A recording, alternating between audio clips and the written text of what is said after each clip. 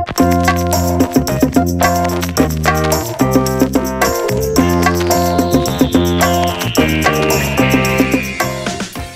there and welcome in the second episode of the functioneeltrainen.be industry expert interviews, where I'm talking to Brian St Pierre from Precision Nutrition. Brian is one of the top guys with PN and he's an expert in nutrition coaching and client motivation. I'm asking Brian how to keep my clients motivated, his take on the fructose and the whole sugar story, the dangers of cholesterol and much more. If you're interested in nutrition and lifestyle coaching, I'm sure you will enjoy every bit of this talk. Alright, so let's go and hang out with Brian. Okay, Brian, thanks for doing this interview. How are you doing?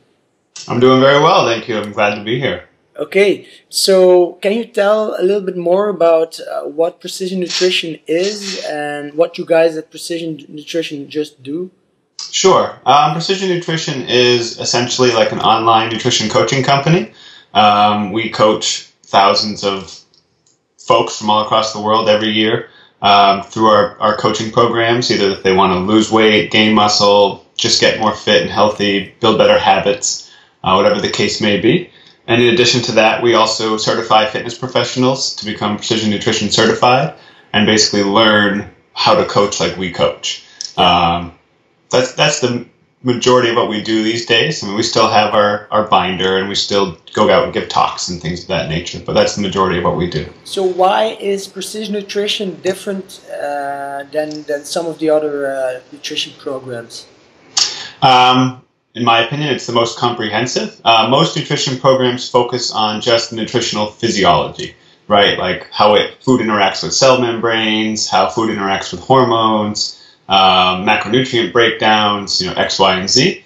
But they don't focus on the actual art of coaching, right? So you could have all this encyclopedic knowledge of nutrition, but when you go to teach it to somebody, you're not teaching a robot, right? You're teaching a person. You're not just inputting information. You have to actually explain things in a easy to understand manner. You have to reach that person on an emotional level, right? You're not just going to logic them into better nutrition habits. If that was the case, then we'd all be eating better, right? There's enough nutrition information already out there. It's not about information and logic.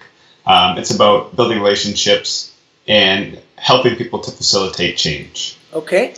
Now, one of the things I've heard about PN is that you guys give away a big money prize to the biggest loser. Can you tell us a bit more about that? Yeah, and the PN coaching that I was talking about earlier, where we take people, thousands of people from all over the world. At the end of that program, it launches every 6 months. So after you got like a full year, at the end of every program, the best transformations are looked at and selected and voted on by visitors to the site.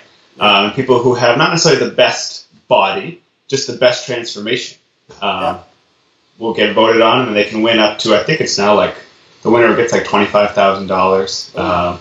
And there are like some $10,000 winners, $5,000 winners. So it's not, we don't want people to focus just on losing weight or just focus on winning the money, but it's definitely a nice little cherry on top, right? You change your life. You completely transform who you are inside and out, and you win 25 grand, or 10 grand, even $1,000 grand, like $1,000. Like that's pretty nice. Does this work for the majority of the people, or do you have also people who say like, I don't give a shit about the money? Yeah, there are definitely people who don't care about the money, and some of that is, say they came in and they didn't have much weight to lose. They just wanted to have someone to help them be accountable, to finally kind of just get into a consistency groove. Like that was always their struggle, was being consistent.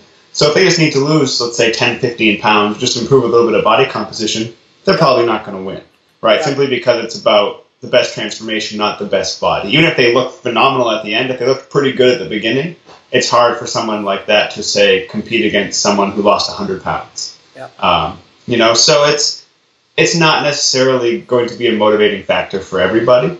And that's okay. It's not necessarily meant to be. It's meant to be a motivating factor for whomever it motivates. It's just one piece of the puzzle. How do you motivate people intrinsically? That is always the challenge, right? And part of what we subscribe to is the philosophy of motivational interviewing. If that's anything that you've read, it's a type of counseling method. And one of the things they talk about in there is this what's called a state of readiness for change. Yeah. Right? And some people come in a contemplation stage or in a there's all these different stages.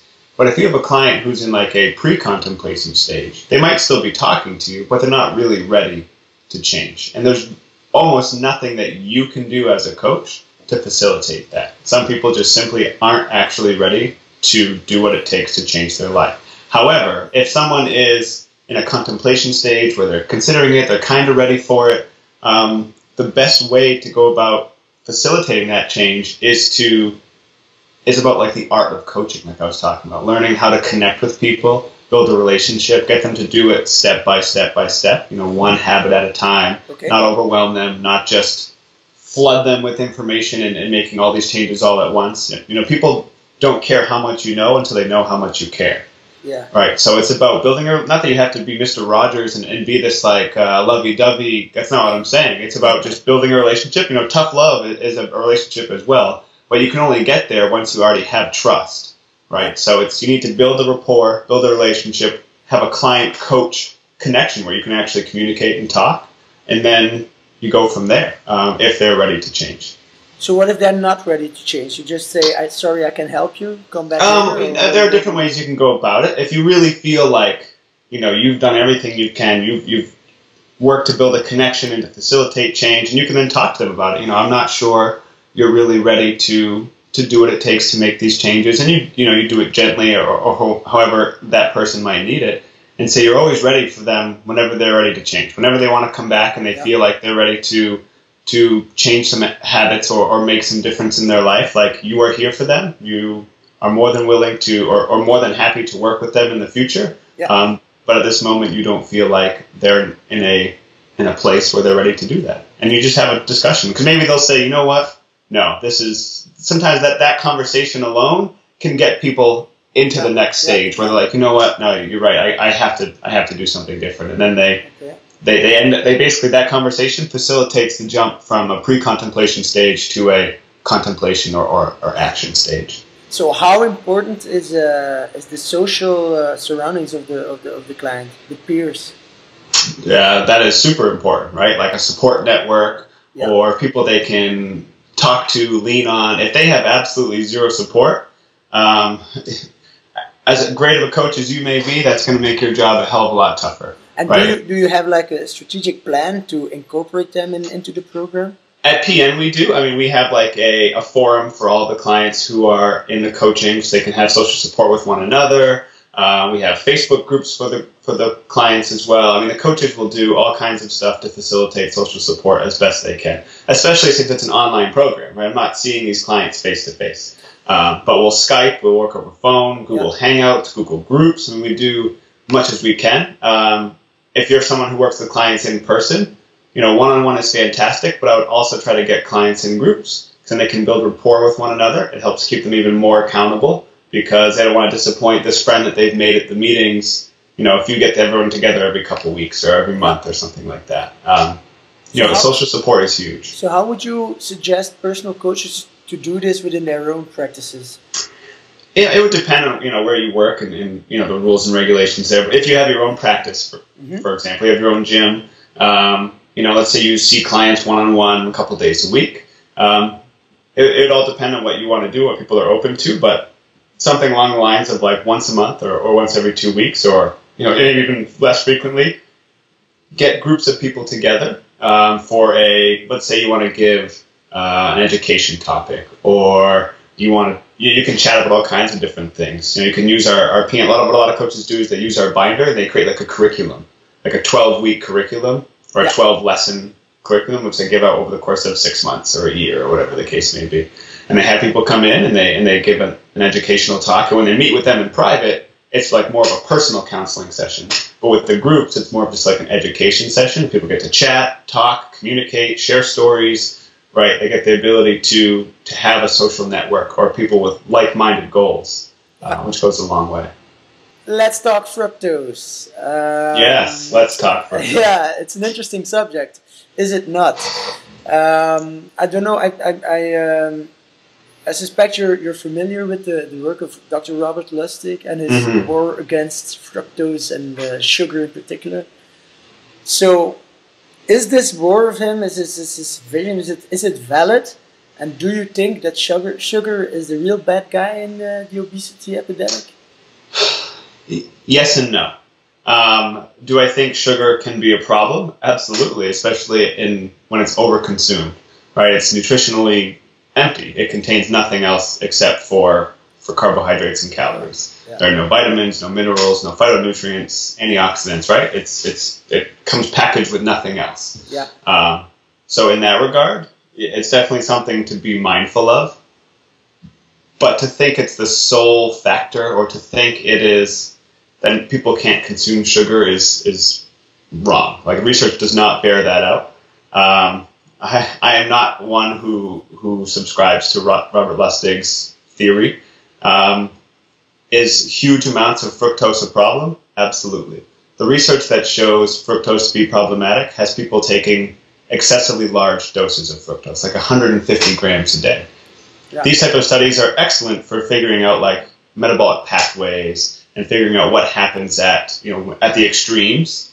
But even the average American with our relatively poor diets only consume something along the lines of like 40 added grams of fructose per day. Even with the high fructose corn syrup? Even with that. This doesn't include like things like fruit. It's added fructose in the diet, so soda, high fructose. That's just on average. And that was based on, I think, 2010 data. So it could be different today, but we're talking like 1/3 of the research that shows dramatic results. When you look at the research reviews on the subject, they all emphatically state that with moderate doses of fructose, like added fructose of less than or equal to 50 grams a day, it has no more negative consequences than any other food. A recent study just came out that pooled a lot of fructose and glucose data and found in reasonable consumption patterns, glucose and fructose are equally benign if overall calories are controlled. When calories are in excess, they're equally damaging. Yeah. So at tremendous extremes, if someone's drinking 7 cans of soda a day, is it just the fructose that I'm worried about? Like, no, it's that their overall intake is atrocious, right? The fructose is simply a proxy for a really bad diet. So is it not bad for the liver to take that big amounts of fructose in? Of course it is. Of course it is. But to think that it's the main cause of obesity worldwide or a main driver of obesity is missing the forest for the trees. It's like people have bashed the diet heart hypothesis, right? Like cholesterol causing heart disease. They bash that, then they turn around and they promote fructose as the next enemy. Like they're doing the same thing that they were just bashing. Or this idea that's just cholesterol is just missing the point. Well, the idea that it's just fructose is missing the point, right? You're missing the forest for the trees. So it is a small component of a much larger problem. So how valid is the comparison between fructose and alcohol? Not nearly as valid. I mean, alcohol can damage your liver in relatively small doses, over the course of time. Fructose intake, that can be mitigated. If you're someone who exercises a lot, your amount of fructose you can consume prior to there being any issues goes up, right? Because you expend more liver glycogen, so fructose will just fill more liver glycogen. You expend more calories in general, so you're going to oxidize. It'll get converted to glucose and oxidized as fuel. So the idea that fructose is inherently harmful to your liver is technically true in extreme cases, but for most people, it's probably not the first area of concern. Like if you control overall intake, large amounts of fructose are way less problematic, almost not problematic at all, as long as total calories are controlled. Yeah, okay. So you mentioned cholesterol. What effect does fructose have on cholesterol? And what's your take on the whole cholesterol story? The whole cholesterol story, I mean, the research isn't a believer in dietary cholesterol driving, blood cholesterol levels. Research consistently and reliably shows that dietary cholesterol has minimal to no impact on blood cholesterol levels. Now, there are exceptions, right? There are people with genetic disorders, familial hypercholesterolemia, stuff like that, where that's not the case. But for the vast majority of us, dietary cholesterol, when you eat more of it, your body either produces less or absorbs less, right? It's a feedback loop. When you eat less, it'll produce more and absorb more. So people don't have to be scared of eggs? No, they definitely do not have to be scared of eggs. If you are incredibly overweight, eat a really poor diet, is large amounts of dietary cholesterol a good thing? You know, maybe not. But someone who eats an overall healthy diet, right, has lots of fruits and vegetables, exercises, eggs are an excellent food. So people tend to forget context, right? So there is an area of concern with like diabetics and egg consumption, because research consistently shows some odd correlation between diabetics consuming eggs and there being some problems, but they're just correlations. We don't know what the true cause and effect is, if there's even any type of cause and effect, but it does raise a red flag, right? But other than that, for most people, eggs are a fantastic food. I eat 5 eggs every day, so. Oh, you lucky man. I love it. My cholesterol is low. Yeah, but so what drives cholesterol? Is it insulin resistance? Is it fructose? Is it insulin resistance that drives cholesterol? No. What drives total cholesterol to go up? It would be the number one correlation is body fat, right? The more body fat you have, the higher your blood cholesterol levels will be. Insulin resistance and fructose, yes, can it contribute to triglycerides? But yes, it can. But carbohydrate intake in general can. Mm-hmm. It's not like some unique feature of fructose. Yeah. They get more concerned about fructose because it goes straight to the liver, right? Whereas glucose goes into your bloodstream first. Yeah. Fructose goes straight to your liver, which, when there's excess, can be packaged as triglycerides. Yeah. But excess carbohydrates in general can then come back to your liver and be packaged as triglycerides. Yeah. And that's excess carbohydrates when you have excess calories, right? When calories are controlled, that's rarely the case. Then there are genetic factors, right? Some people just produce more cholesterol. Dietary types, dietary intakes, if you have large amounts of trans fats, right, you're going to have higher levels of cholesterol. Yeah. So there can be lots of different components. I don't claim to be a cardiologist or someone who's like an advanced lipid researcher, but to think it's insulin resistance driving cholesterol to go up, I don't necessarily buy that. There could be some level of insulin resistance in the liver, that could contribute to that, but that's not necessarily driven by fructose. That's driven by inflammation, right? Inflammation is the main cause of insulin resistance. The main cause of inflammation is being overweight or obese or having poor body composition. Yeah. So in the majority of cases, the majority of the time, obviously it's not for every single circumstance, it's being unfit, right? Just having, even if you have normal body weight or normal BMI, if you have poor body composition and just being overweight or obese, you're going to have higher levels of inflammation, which then drives insulin resistance. And that inflammation also drives cardiovascular problems, elevated cholesterol, things of that nature. Okay. So I don't know if you're familiar with Dr. Thomas Dayspring. Mm-hmm. He's a lipid researcher, and he advocates that total cholesterol is not the real villain, and it's a lipoprotein-mediated disease, and it's the particle number that's important, right? More than the amount of total LDL. And Dr. Dayspring states that the standard blood tests do not give a clear picture on this because they only look at the total cholesterol, HDL and LDL levels. He recommends to use a test that counts ApoB particle numbers, and he links the amount of LDL particles with the level of triglycerides that come out of the liver as a consequence of insulin resistance and fructose intake.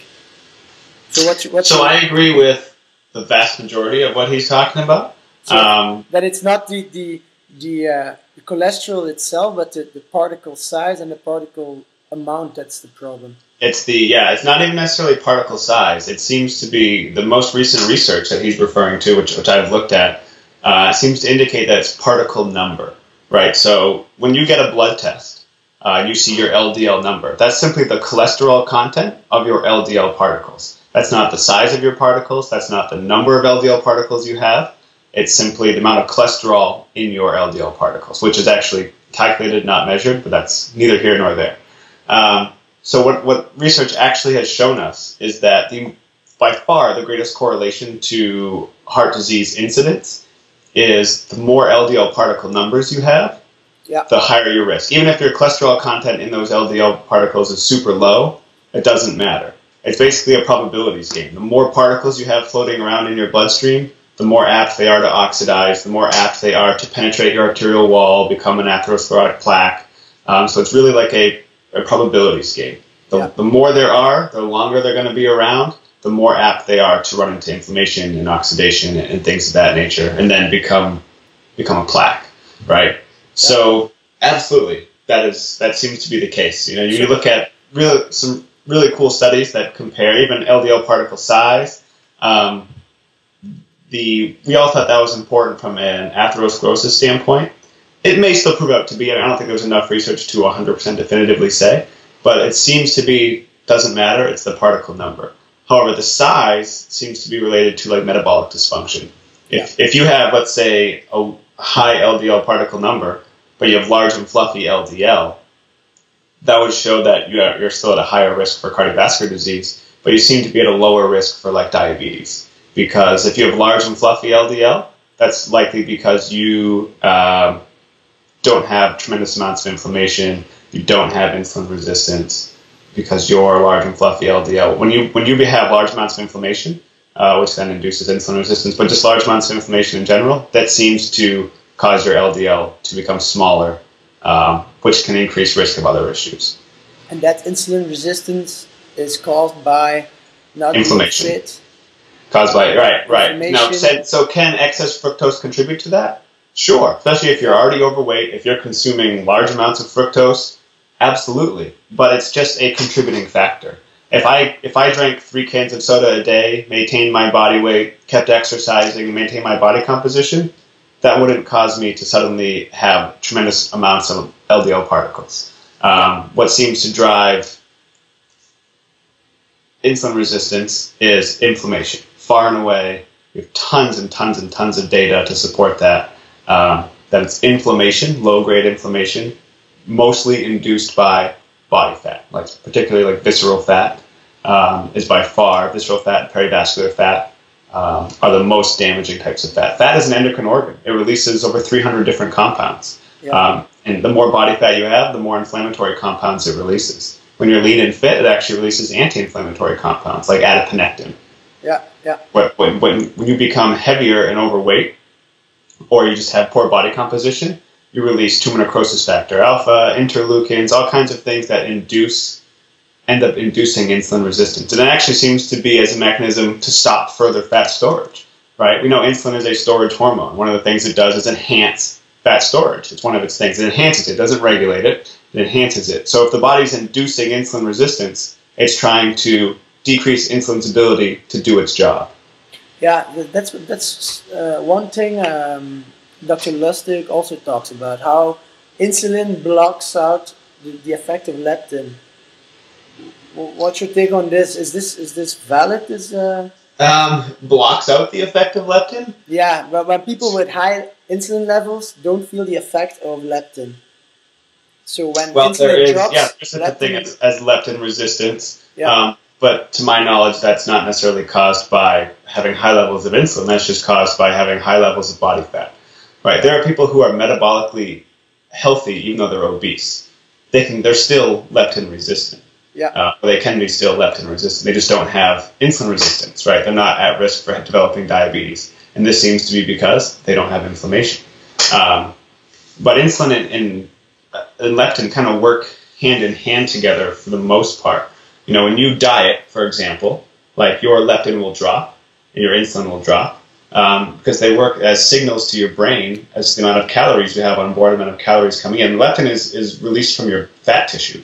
The more body fat you have, the more leptin you will release. But when you become significantly overweight, your brain stops listening to that message. It becomes resistant to the amount of leptin you have in your bloodstream and in your brain. So I can't speak to it enough to say that insulin resistance blocks out leptin I don't know if that's the true mechanism. So I can't say. Insulin is not the real villain. Insulin is not the real villain. Like No, it's absolutely often not. described on the web. So I'm not someone who thinks insulin is the real villain. The research doesn't seem to bear it out. Having high levels of insulin is not a good thing, right? Because that's increasing your risk of diabetes. When you have high levels of insulin, it's because you have insulin resistance. And if you have insulin resistance, you're at an increased risk for developing diabetes. Yeah. But in and of itself, high fasting insulin is not the devil. It's just simply a result of having insulin resistance. Insulin resistance causes elevated insulin, not the other way around.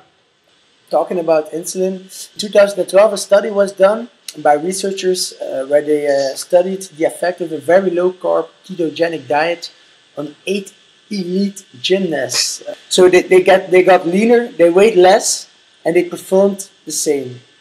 How can you explain this? Because they had less sugar to burn, and still they performed really good, and the effect of the 30-day diet, ketogenic diet, was minimal on their performance.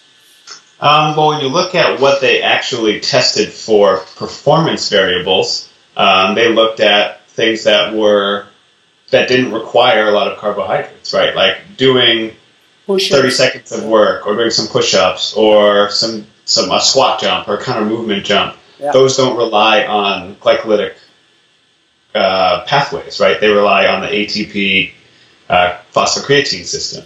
Yeah. So that's why someone like a powerlifter can do very well on a ketogenic diet, because their sport does not require a lot of carbohydrates, right? Versus someone who's like an endurance athlete or like a 400-meter sprinter tends to do poorly on a high-fat, low-carb diet. Now, there are always exceptions, but I don't.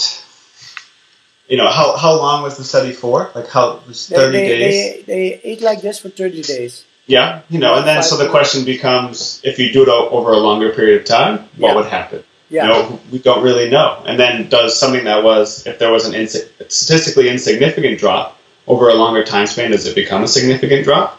Right? When it's over a longer time span, you increase the power of the study, so it can see more, essentially. So my take is, that doesn't surprise me. They weren't doing tests that require a high carbohydrate intake. Yeah, but would you prescribe a ketogenic diet, or would you advise a low-carb diet to people? Sure. I'm not necessarily a huge fan of ketogenic diet, simply because when you look at the research, overall it does not seem to provide any significant benefit over just a lower carbohydrate diet. Okay. And it's more difficult to sustain, it's just more difficult to endure. Many people just aren't going to end up doing it over time. And even you look at people in research, when they are given ketogenic diets, slowly but surely, when you look at, if they do like a 12-month study, at 3 months they're pretty close to ketogenic. By 6 months, they're not really in ketosis anymore because they keep eating more carbs. Because it's hard, right? It's hard to stick to a ketogenic diet for most people. For hardcore individuals, it's a piece of cake. But they're a minority of the population. So it's not something that I necessarily prescribe. Now, do some people do better on a lower carb diet? Absolutely. And if they do, and we're getting results, by all means. Like, I am a results-oriented coach. Yeah. I don't prescribe or subscribe to one dietary philosophy and then pound a square peg into a round hole. I have a general framework from which I start, which is pretty moderate. But then we can adjust from there. If someone's like, I've done lower carb before, it's worked really well for me, maybe we'll try that and we'll see how it goes. We'll see how their results are in terms of body composition, performance, health, energy, sleep. Yeah. Sometimes people will do it and they'll get leaner, but they'll feel like shit. That's not necessarily something they're going to be able to maintain.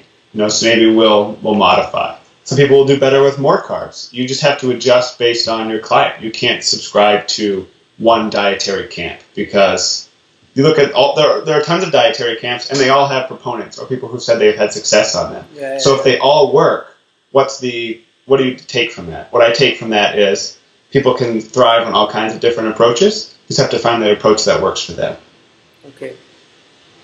Because low carb diets are really popular. If we look at countries like Denmark and Norwegian, LCHF is really immensely popular there, and people have really good effects. But I heard some people talking about the great amount of weight loss that people lose at the start of this diet and the first kind of weeks is just the glycogen stores that are getting depleted. Is this so? Is this true? It absolutely can be. When you go on a low carb diet, you're of course going to store less glycogen. You're going to use up your current glycogen. So you're talking with every gram of glycogen you store, there's about three-ish grams of water that's stored with it too. So when you go low carb, you're using up and depleting your glycogen, which also pulls water out of your body. So you can lose several pounds, if not up to almost maybe even 10 pounds, depending on the person, of glycogen and water weight, and it had nothing to do with your body composition or with body fats. Overall, when you look at the research, there was a study that came out, I think, in 2012, most comprehensive review of low carb versus low fat. And what it came to the conclusion was they're equally as effective for body weight change, body composition, what have you. There's no, over the long haul, because initially, yes, you will see more weight loss with low carb because of that glycogen and water loss, but that'll even out over time. Yeah. And so over the long haul, they're equally as effective.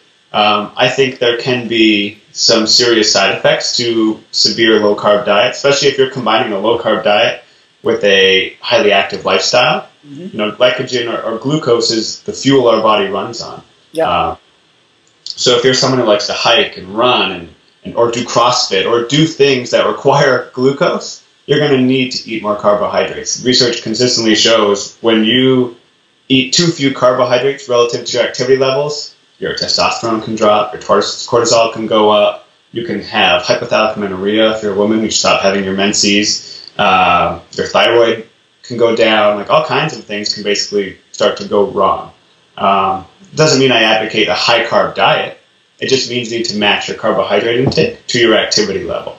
So, and your goals and your genetic makeup, like some people just thrive on a low carb diet, and that's fine. Yeah. But if you're trying to gain weight, you're probably better off having more carbohydrates, for example. So your goals, your genetics, your activity level, they all come into play when figuring out how many carbohydrates you should eat. Okay.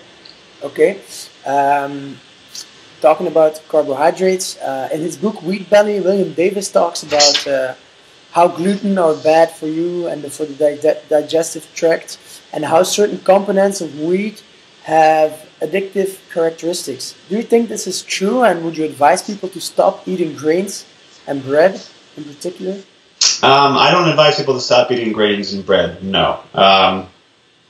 Do I think there are some opioid-like components of wheat? Possibly, yes, much like with casein and dairy. Whether that actually means anything in the real world or if it has any clinical significance it is not currently clear. I mean, the research he cites, and some of the dangers of gluten and the hybrid type wheats we have today is incredibly preliminary. You're talking a couple studies. That doesn't really give us any type of clear information. I did my master's thesis actually on wheat at the University of Maine, so I did a lot of research on wheat. And when that book came out, he just made a lot of leaps of faith. There's even contradictions in the book. Do I think he makes some valid points? Maybe. Do I think there are some things that we should keep an eye on? Absolutely. Do I think wheat is the devil and the reason why the average American or the average person worldwide is gaining weight? No. I mean, the reason the average person is gaining weight is because we eat more calories today than we did 30, 40 years ago. That bears out across all kinds of research. And people will say that wheat drives that overconsumption. I mean, I think you're getting into speculation and theory, not on sound science. Yeah. And there have been some people who have written some really great rebuttals to his book, and I tend to buy into those a bit more. It's something I don't recommend people just pound tons of wheat, but to think that having some sprouted grain bread, some sprouted grain toast with your breakfast is going to be driving body fat accumulation or causing severe GI disturbances in everybody is extrapolating the results of a few to the needs of many. Right? Might it irritate the GI tracts of a few people? Sure. People who are gluten sensitive or who have celiac disease. But you're talking celiac disease, 1% of the population. Yeah. Gluten sensitivity is estimated 10%. Maybe at most the highest estimation I've heard is like 20%. That seems to be quite high. So it's something to be mindful of for sure. But to recommend none to everybody, I think, is not being realistic to actually working with real people. Yeah. Okay. Fair enough. I heard you talking about calories. Is a calorie a calorie? As a unit of measurement, yes, right? A calorie is simply a unit of measurement. Yeah. In the body, are all calories treated equal? Of course not. Protein, we know, has a higher thermic effect of feeding. So when you eat protein, it requires more calories just to digest it and absorb it versus carbs and fats. Different effects on hormones, things of that nature. So much like I was talking about with too few carbohydrates relative to your needs, right? That causes an effect on our hormonal output. So the answer is yes and no. Like yes as a unit of measurement, no as a food source or where it's coming from. So how important is this? At the end of the day, calories in versus calories out will dictate your results. But the problem with that message is people don't realize how fluid calories out is. Right, so if you eat more protein relative to, say, carbohydrate, your calories out number actually goes up. So it's still calories in versus calories out, but you're affecting calories out by the type of calories you're bringing in. Yeah. So calories out is affected by all kinds of stuff: hormonal status, micronutrient status, activity levels, lean body mass, genetics. Right, there are tons of factors, and it's very variable. Sleep status. Right, if you sleep more one day or sleep less one day, that can affect your output for the next day. People who are fidgeters, right? There's tons of research that shows that people will say, well, I eat the same exact diet as my friend and she's 30 pounds less than me. But you're someone who can sit very still for long periods of time, where she's constantly moving, can't stop talking, fidgeting, pacing. They'll burn hundreds and hundreds and hundreds of extra calories per day doing stuff like that. Like in overfeeding studies, they've overfed people 1,000 calories a day over their prescribed or calculated maintenance. Some people gain tons of weight, like exactly what you would expect. Yeah. Some people gain almost nothing because their body upregulates movement, subconscious movement. They're not intentionally moving more, but their brain recognizes, wow, I got more calories coming in. So that's how it's supposed to work. And it'll upregulate things to cause you to move more. You fidget, you pace, you're constantly moving, you expend more heat. Whereas other people, that system doesn't work as well. They don't expend as many calories. So a long-winded answer to a short question: a calorie is a calorie, but it's also not. Yeah. Okay. Does that make sense? Yeah. So it all depends. Like as a unit of measure, like yes, if you have 100 calories from chicken and 100 calories from wheat, yeah, you ate 100 calories, but they're not necessarily going to have the same effect internally on your calorie output. Yeah. So talking about calories, there's a lot going on about intermittent fasting. Do you intermittent fast? How do you do it? What's your take on it? I tried it for probably close to a year, 10 months maybe, and it was fine. I didn't find it gave me any extra benefit or caused any type of negative result. It just, because my total intake didn't change when I did it. I just simply shifted my breakfast later and then combined my mid-morning snack into my breakfast. My total calories didn't change whatsoever. And so for me, my body weight didn't change, my body composition didn't change. Yeah. My performance stayed the same. It basically did nothing. No impact either way.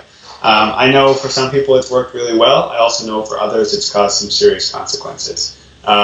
It seems to be much more effective for already lean younger males, far less effective in women. There's animal research to support that. There's a tiny amount of human research to support that. Where we've seen benefits in lipid profiles in men, we've actually seen worsening of lipid profiles in women from intermittent fasting.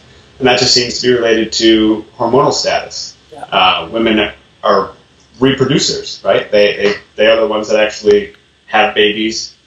So their intake or their bodies are much more sensitive to a regular intake.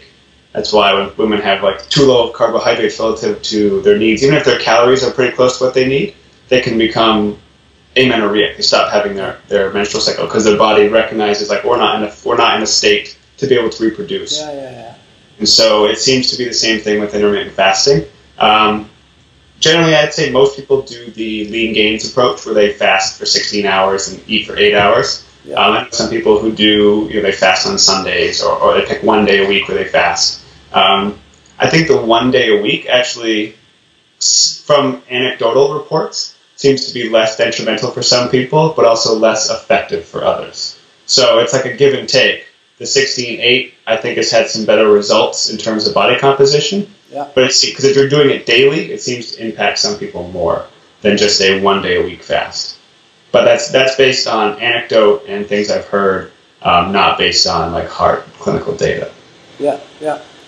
I tend to get, I tried it before sometimes, also the lean gains formula, but I tend to get really sleep problems. Do you have any idea what? Sure. I mean, carbohydrate intake will affect serotonin output. Protein intake can be important for circadian rhythm. So if you're drastically changing your eating cycle, it can actually affect your circadian clock. For women in particular, intermittent fasting seems to cause sleep issues. Again, probably because of just different hormonal status, different responses to changes in intake like that. The exact mechanism, I can't outlay for you, but that's definitely, you're not alone. I've heard that from a lot of people. And that's, in all honesty, not surprising, right? If you fast before going to sleep, it could definitely negatively impact because of serotonin levels, of all kinds of things that normally make you sleepy, right? They're not quite there. Or because you're fasting, it can incite alert, like neurons that cause you to be more awake and alert. That's one of the benefits, allegedly, from fasting, right? It increases alertness, but that can also be a downside if it's causing increased alertness at midnight. You're trying to sleep. So would you advise people to plan their feeding window just before their bedtime then, or? Yes and no. For some people that works really well. For others, a large meal before bed disrupts their sleep. I'm not a huge prescriber of intermittent fasting. If people want to try it and experiment with it, and I feel like they already have a good grasp and a good relationship with food and they're making good progress, they just want to try something, sure, we'll try it out, see how it goes. It's generally not something I ever just tell someone to do. People want to try it out. And in our PN coaching, we actually have an experiment like halfway through the program, it's about 6 months in, where we had people fast for a day just to see what it's like. And they learn that like hunger is not an emergency, right? They learn what true physiological hunger is relative to just psychological hunger or just habit. Like, oh, I normally eat at 10 o'clock. It's 10 o'clock, I'm not eating. But when they actually realize like hunger isn't this linear thing, they just get hungrier and hungrier and hungrier. Like hunger comes in waves. Like you get hungrier at normal mealtime, then you stop being hungry. So it teaches them some really cool lessons, but we don't prescribe regular fasting after that. Yeah. Some people have tried it, but it's not something I'm a big advocate of. Yeah. Okay, and do you do this in a controlled setting when you make people not eat for a day, or you just let them try this out at home? It's just a tryout at home. Like in our PN coaching program, it's just towards the end of the program, every other Thursday or something like that, we have like an experiment day. Like eat just whole foods, like literally just unprocessed stuff. Apples, chicken breast. Can't even have like pasta or even whole grain or sprouted grain stuff. Can't be, literally just nothing. Only things you could hunt or gather. Just to try, just to see what it's really like. So we have these experiment days to push people outside their comfort zone and try different things. And one of those experiment days is just a fasting day where they fast from like dinner the night before until dinner that day. So a 24-hour fast. Yeah. Is it true that while intermittent fasting, training has a better result? It seems like that might be the case based on really acute data, right? Like, so we look at someone working out fasted and we see some increases in growth hormone output and increases in the amount of fat that they burn in that workout relative to someone who's trained. But a lot of times when you look at research like that, when they then do longer term research, the body just evens it out. Like you burned extra fat there, it just basically will adjust for that later on in the day. Yeah. So acutely, that seems to be the case. And bodybuilders have done fasted cardio for decades. So could it theoretically give you some minute advantage? Maybe. But if you go to train and you can't train as hard because you're training fasted, even if you burn a higher percentage of calories from fat, if you burn less calories, like, it's less advantageous. Or you can't train as hard or lift as much. Like, personally for me, training fasted, I could train just as well fasted as I could fed. Didn't make any impact on my performance. I've heard of people who just can't do it. Like, they go to train fasted and they just bonk, or they just feel really weak, whatever the case may be. Some people do great.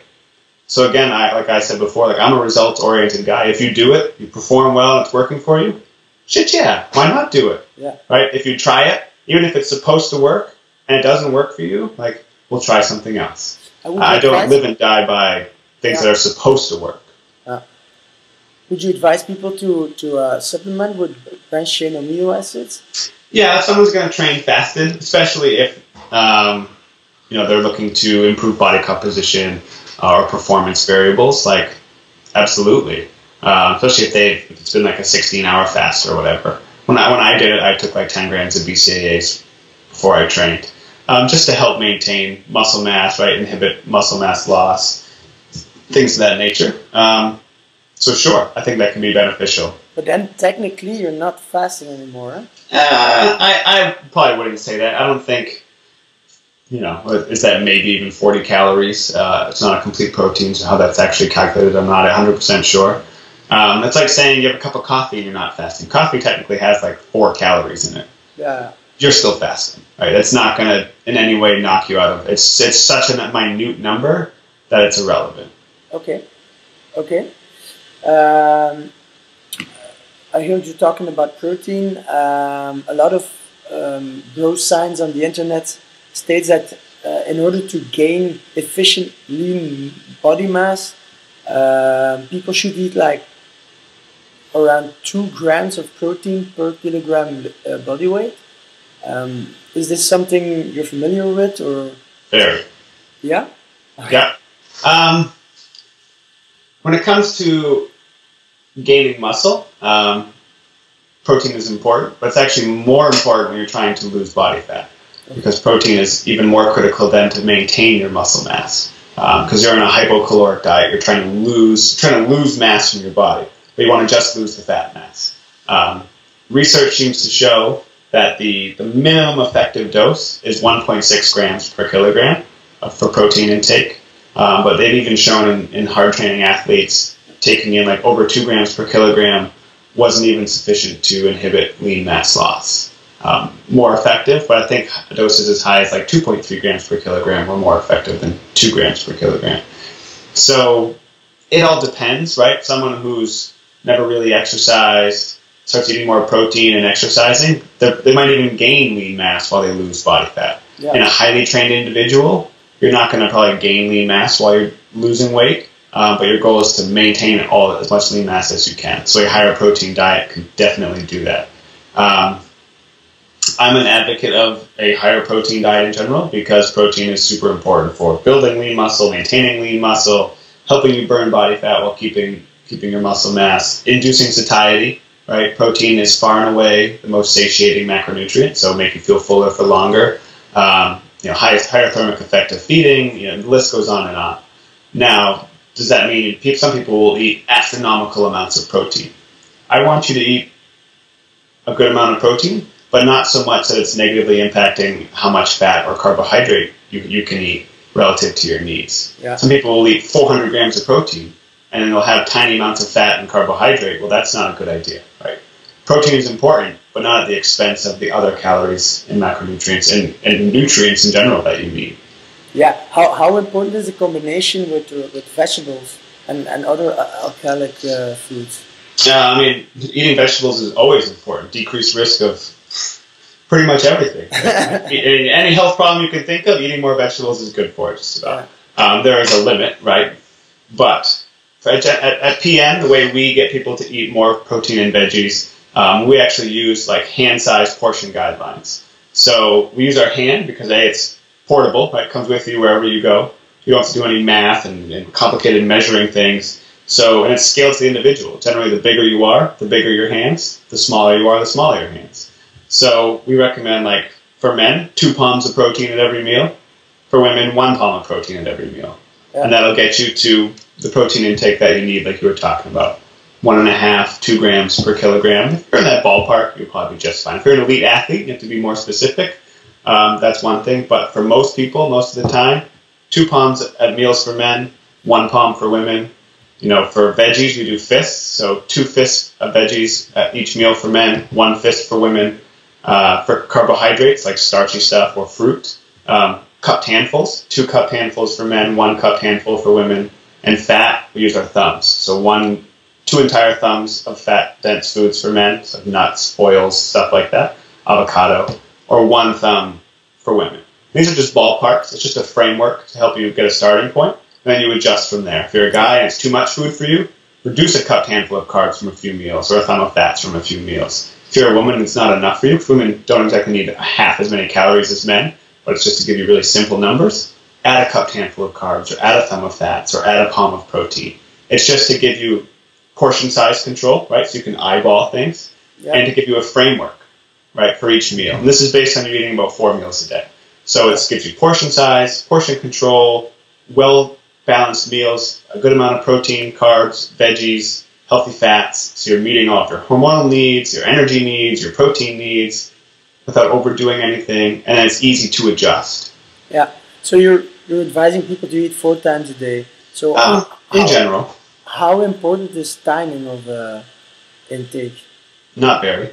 I actually just wrote an article for PN a couple weeks ago all about nutrient timing, and it's something that it can be helpful if you have lots of other things in place already. If you're already eating an appropriate amount of total food, the right types of food, you're eating them slowly and mindfully, and, until you're satisfied, not until you're stuffed. Once you have all of those things down, you're doing it consistently, then you can mess around with timing to see if it helps you. But it's a minutia kind of thing. It can be beneficial, but it's only beneficial if your total calories are in place, right? If you're eating 500 more calories than you need, I don't care how well you time your carbohydrates, it's not going to matter. Yeah. Or if you're under-eating and you're trying to gain weight, it doesn't matter how well you time your carbohydrates. You need more calories. End of story. So that's first and foremost, and then timing comes later. So we give that eat 4 times a day as a general guideline, just to get people, it's what we have found is like the perfect middle of the road for most people. You're not eating so many times a day where you're constantly thinking about food and how many meals you have to prepare and cleaning up from meals, but you're not eating like so few meals that they have to be enormous where you get overly full and then you get super hungry later. So it seems to be a good middle of the road for most people, but if you want to eat twice a day and you can make it happen, by all means. If you want to eat 6 times a day, you just adjust the amount you have at each meal. So it's some people do better with more, some do better with less. There's no predetermined meal frequency that really matters. It's all what'll work best for you. Yeah. Okay. So we talked about how important exercise is in order to lose weight. Where does strength training comes in this story? How important is strength training to lose weight? Incredibly important. Just as important as cardio or intervals or anything of that nature, because resistance training is what's going to help you maintain or increase your muscle mass. Right? Muscle mass is critical in terms of overall health, in terms of ability to function, in terms of quality of life as you age. You name it. In terms of glucose disposal, so improving your risk for diabetes, it's just as beneficial, if not more, than cardiovascular exercise. So it has tons of benefits, and they complement each other well. So while it may not technically burn as many calories as cardiovascular exercise, so what? It's still burning lots of calories, especially if you do it in a more metabolic way. You can burn almost as many calories, and you get other ancillary benefits. So I always recommend both. Right, you're getting the best of both worlds. Yeah. So what's your take on the high intensity interval training style like CrossFit? I think it can have its place if it's done intelligently. If it's progressed appropriately, if people don't just get thrown into crazy ass workouts of the day and then they get crushed and can't work out for a week, or they get injured because they just weren't prepared for that movement. CrossFit gyms that are doing it well have a progression model. They start people on really basic movement patterns and then increase what they can handle, decrease rest periods, things of that nature. If you do it that way, sure. In terms of high-intensity intervals in general, my only caution would be people think if some intervals are good, then all intervals are best, right? I'm just going to make everything as super intense as possible, minimal rest periods, just going to kick my ass all the time. Well, that is highly demanding, right? It causes not just a metabolic demand, but like an endocrine demand. Central nervous system gets beat up. When you're constantly pushing it that hard, like that's hard to recover from. So it's not something I'm a big advocate of, especially if you already have a hectic lifestyle. If you work 60 hours a week, you have kids, you're an entrepreneur, or you work in a field where it's just super hectic and busy and stressful, exercise is a form of stress. So it's a good stress, but all stress goes in one bucket. So if you already have a stressed out life, doing highly stressful exercise on top of that all the time, it's just making it harder and harder and harder to recover from. Yeah. So I tend to balance it with some slower active recovery type stuff.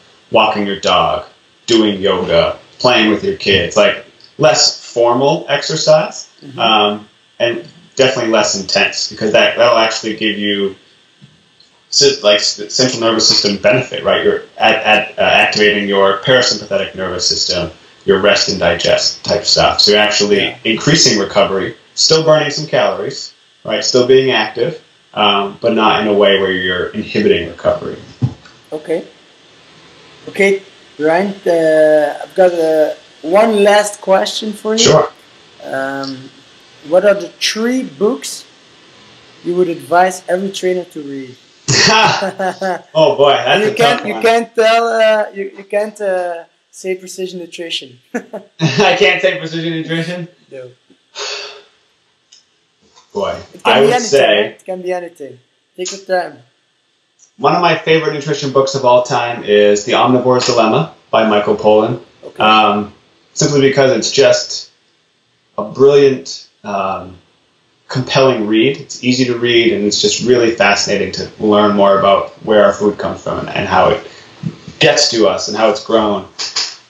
Boy, number 2. There's a book called The End of Overeating by David Kessler, who's the former head of the FDA. Yeah. And it's all about how food companies design food to maximize intake. They have combinations of fat, salt, and sugar to overexcite your brain and make you want to eat more of them. Now, it's not to bash food companies. It's their job to make money. Right? It's their job to sell food. They want to make it as tasty as possible. But it's just to make people aware of the hyper-palatability, hyper-rewarding food and how hard it is to eat an appropriate amount when those are the types of foods you're eating. So that's a fantastic book. A third one, boy, I would say, I'm going to look at my books I have on my bookshelf right over here. I'm actually going to cop out and not give a book. I'm going to give another resource. Okay. Alan Aragon's research review. Since I can't plug PN, I'll plug his research review because it's excellent. He has a monthly research review. It's like $10 a month, but you have access to all of his archived research reviews, like since going back to 2008, I think.